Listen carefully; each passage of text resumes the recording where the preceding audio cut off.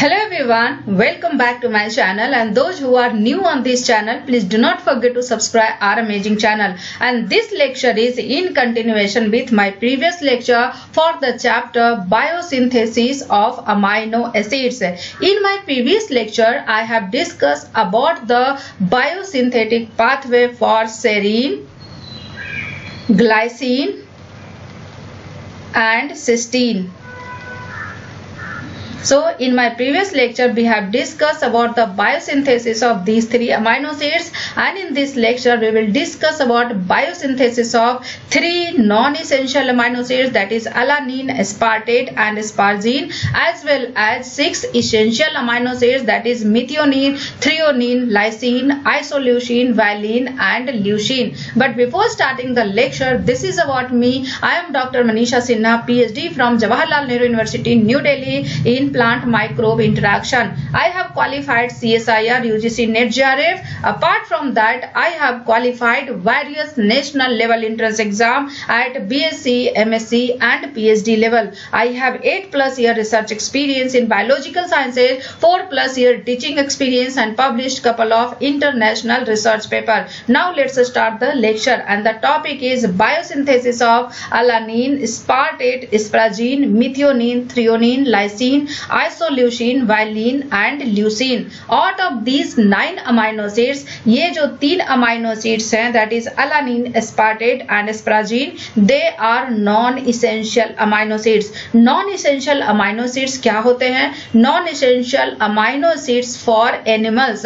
Non-essential amino acids ऐसे amino acids होते हैं जो एनिमल खुद सिंथेसाइज करता है और डाइट में रिक्वायरमेंट नहीं होती है. लेकिन अगर essential amino acids की अगर बात करें तो they are not synthesized by animals and they required from the diet. So these amino acids की biosynthesis pathway अभी हम देखने वाले हैं. ऑक्सैलोएसीटेट से क्या बनता है? स्पार्टेट. स्पार्टेट के लिए प्रिकर्सर क्या है? ऑक्सैलोएसीटेट. सो ऑक्सैलोएसीटेट से क्या बनता है? स्पार्टेट. एंड स्पार्टेट से बनते हैं 4 amino acids, that is asparagine, methionine, lysine and threonine. Threonine से आइसोल्यूसिन भी बनता है. Now next precursor is pyruvate. Pyruvate की अगर बात करें तो पायरुवेट से 4 अमाइनो एसिड्स बनते हैं, alanine, valine, leucine as well as isoleucine. So पहले हम देखते हैं biosynthetic pathway for non essential amino acids, that is alanine, aspartate and asparagine. Alanine, aspartate and asparagine की जो बायोसिंथेटिक पाथवे होती है वो सारे ऑर्गेनिजम्स में होती है. That's why they are non essential amino acids for animals. Alanine की जो सिंथेसिस होती है फ्रॉम पायरुवेट. अब सवाल यह है कि पायरुवेट से अलानिन को कन्वर्ट करने के लिए क्या रिएक्शन लगता है. सो इसको समझते हैं पायरुवेट एंड अलानिन के स्ट्रक्चर से. पायरुवेट एंड अलानिन का स्ट्रक्चर अगर देखें तो बोथ आर 3 कार्बन कंपाउंड. ये दोनों के दोनों क्या है? 3 कार्बन कंपाउंड हैं. This is the first carbon, second carbon and third carbon. Alanine की अगर बात करें तो this is the first carbon, second carbon and third carbon. Pyruvate and alanine में जो फर्स्ट एंड थर्ड कार्बन है दोनों सेम है. मीन्स फर्स्ट कार्बन पे दोनों में कार्बोक्सिलिक ग्रुप है, थर्ड कार्बन पे मिथाइल ग्रुप दोनों में प्रेजेंट है. डिफरेंस कहाँ है? डिफरेंस है सेकेंड कार्बन पे.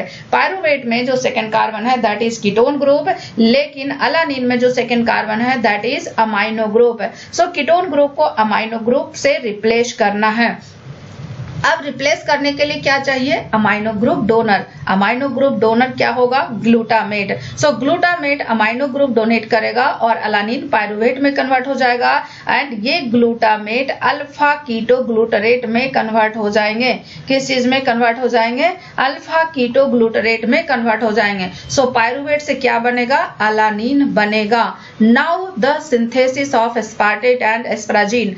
एस्पार्टेट एंड एस्पराजिन का जो प्रिकर्सर है दैट इज ऑक्सैलोएसीटेट.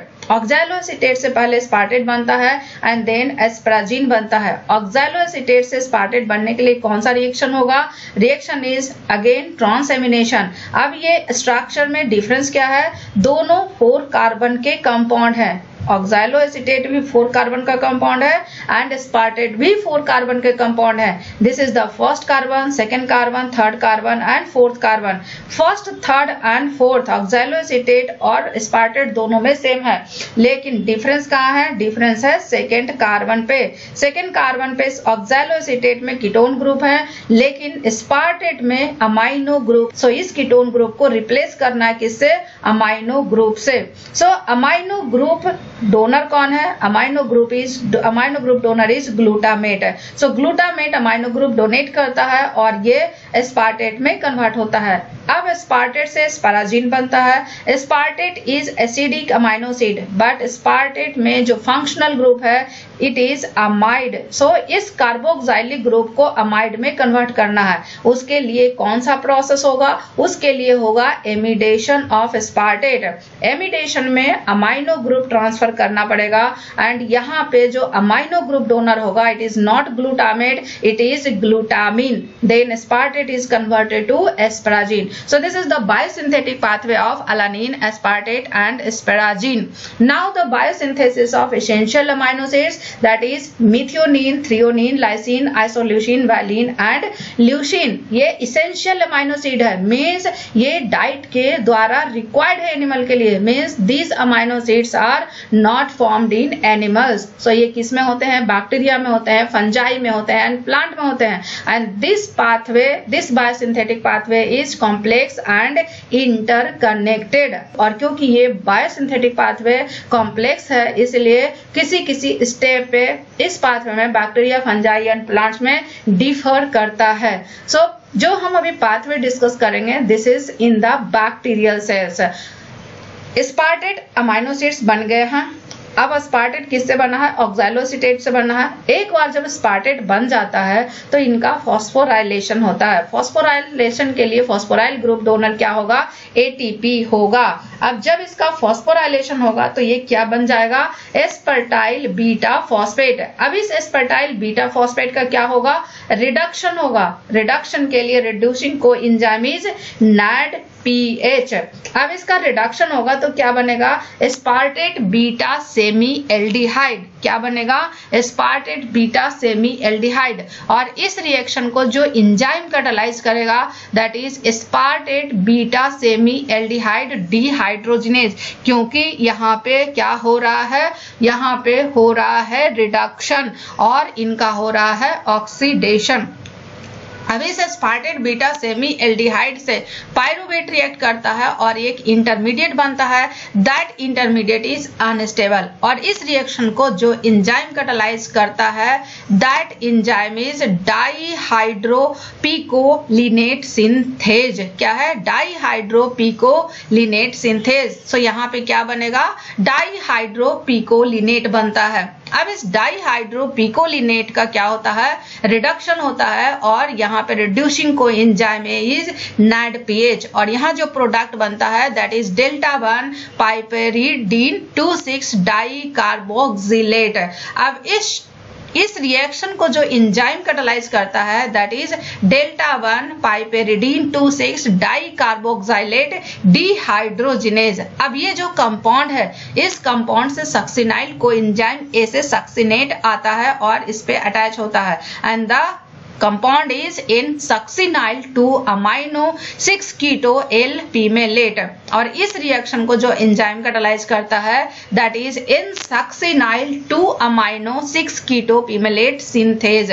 नाउ अब इस पे अमाइनो ग्रुप ट्रांसफर होता है फ्रॉम ग्लूटामेट और इस रिएक्शन को जो एंजाइम कैटालाइज करता है that is succinyl diamino pimelate amino transferase and the product is in succinyl LL alpha epsilon diamino pimelate. इसके बाद इस कंपाउंड का हाइड्रोलिसिस होता है एंड हाइड्रोलिसिस होता है तो ये सक्सिनेट रिलीज हो जाता है and the compound is LL alpha epsilon diamino pimelate and this reaction is catalysed by enzyme succinyl diamino pimelate desuccinylase. Now अब इससे बनता है क्या? Meso alpha epsilon diamino pimelate and this reaction is catalysed by diamino pimelate epimerase. Now अब ये जो meso alpha epsilon di amino pimelate है, इससे डी कार्बोक्सिलेशन होता है और ये बनाता है क्या, लाइसिन। सो स्पार्टेट से क्या बना, लाइसिन बना। नाउ स्पार्टेट से बनता है थ्रियोनिन भी एज वेल एज मिथियोनिन भी। सो पहले आते हैं थ्रियोनिन पे। एस्पार्टेट से क्या बना, एस्पार्टेट बीटा सेमी एल्डिहाइड। अब इस एस्पार्टेट बीटा सेमी एल्डिहाइड का क्या होगा, रिडक्शन होगा। रिडक्शन होगा तो यहाँ पे NADPH यूज होगा।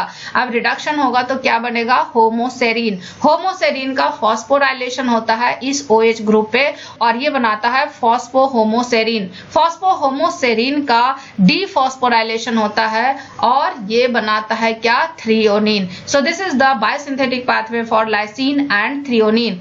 अब इसी एस्पार्टेट से क्या बनता है, मिथियोनिन बनता है। मिथियोनिन कैसे बनेगा, एस्पार्टेट बीटा सेमी एल्डिहाइड तक तो सेम ही रहेगा। अब इस एस्पार्टेट बीटा सेमी एल्डिहाइड का क्या होगा, रिडक्शन होगा तो ये क्या बनाएगा, होमोसेरीन। होमोसेरीन से सक्सिनाइल को एंजाइम ए से सक्सिनेट ग्रुप आके अटैच होगा और ये बनाएगा ओ सक्सिनाइल होमोसेरीन। अब इससे सिस्टीन अटैच होगा, सिस्टीन अटैच होगा तो सक्सिनेट रिलीज हो जाएगा और ये बनेगा सिस्टाथियोन। सिस्टाथियोन से पायरुवेट रिलीज हो जाएगा और ये बनेगा होमोसिस्टीन। होमोसिस्टीन पे मिथाइल ग्रुप क्या होगा, मिथाइल ग्रुप अटैच होगा एंड इस मिथाइल ग्रुप अटैच होगा तो ये बनेगा क्या, मिथियोनिन। मिथाइल ग्रुप अटैच किससे होता है, सल्फ हाइड्राइल ग्रुप से। So this is the formation of lysine, threonine and methionine. Now next one is the lysine, leucine, valine, isoleucine. सो ये सारे के सारे थ्रियोनिन से बनते हैं। थ्रियोनिन का क्या होता है, डीएमिनेशन और ये क्या बनता है, अल्फा कीटो ब्यूटारेट। अब इस अल्फा कीटो ब्यूटारेट से हाइड्रोक्सी इथाइल टीपीपी रिएक्ट करता है। अब ये हाइड्रोक्सी इथाइल टीपीपी कैसे बना, पायरुवेट से टीपीपी रिएक्ट करता है और एक कार्बन डाइऑक्साइड मॉलिक्यूल रिलीज होता है तो ये बनाता है hydroxy ethyl TPP. Hydroxy ethyl TPP alpha keto butyrate से रिएक्ट करेगा तो ये बनाएगा alpha aceto alpha hydroxy butyrate. Alpha aceto alpha hydroxy butyrate से एक इंटरमीडिएट बनता है। दैट इंटरमीडिएट इज अनस्टेबल और ये क्या करता है, रिड्यूस करता है। रिडक्शन के बाद क्या बनेगा, alpha beta di hydroxy beta methyl valerate और इसमें एक NADPH यूज होता है।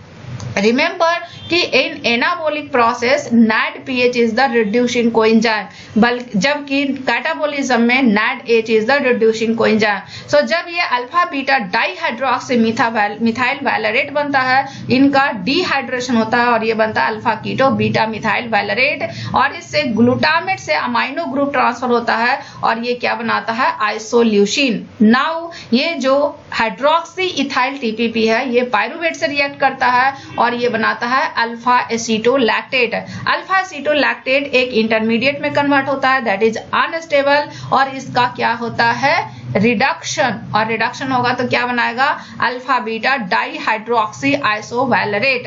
अब ये जो अल्फा बीटा डाई हाइड्रोक्सी आइसोवैलरेट है उसका डिहाइड्रेशन होता है और ये बनाता है अल्फा कीटो आइसोवैलरेट। अब इस अल्फा कीटो आइसोवैलरेट पे अमाइनो ग्रुप ट्रांसफर होता है and amino group donor is glutamate. तो ये कन्वर्ट होता है किस चीज में, वैलिन में और यहाँ पे पायरिडॉक्सल फॉस्फेट कोफैक्टर की रिक्वायरमेंट होती है। Now next one is the leucine. Leucine की अगर बात करें तो ये बनता है किससे, अल्फा कीटो आइसोवैलरेट से। So alpha keto isovalerate is intermediate for 2 amino acid synthesis. First one is the valine and second one is leucine. Alpha keto isovalerate से क्या बनेगा, ये बनेगा अल्फा आइसोप्रोपाइल मैलेट। कैसे बनेगा, यहाँ से एसिटाइल ग्रुप ट्रांसफर होता है। एसिटाइल ग्रुप कहाँ से आएगा, एसिटाइल ग्रुप आएगा एसिटाइल कोएंजाइम ए से। जब ये अल्फा आइसोप्रोपाइल मैलेट बन जाएगा तो ये कन्वर्ट होगा बीटा आइसोप्रोपाइल मैलेट में। अब इस बीटा आइसोप्रोपाइल मैलेट का क्या होगा, oxidation as well as decarboxylation और यहाँ पे क्या यूज होता है, NAD प्लस इलेक्ट्रॉन और प्रोटॉन लेता है और NADH में कन्वर्ट हो जाता है।